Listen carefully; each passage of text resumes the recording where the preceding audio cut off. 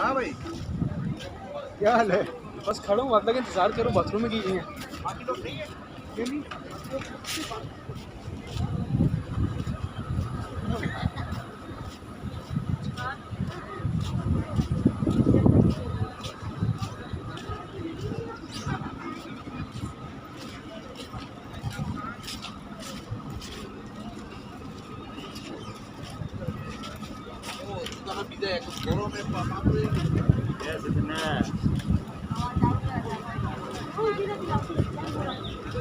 पूरा आगे आ जाओ, शुरू वाला नहीं, आगे वाला है।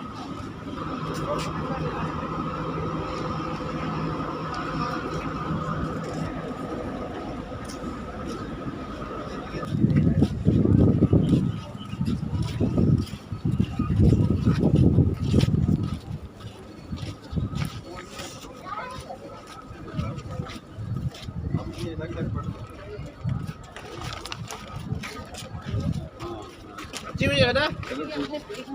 नहीं मैं तो बैग में भी भाई दिखाओ छोड़ जबरदस्त क्या। हाँ कितने आगे बाइक का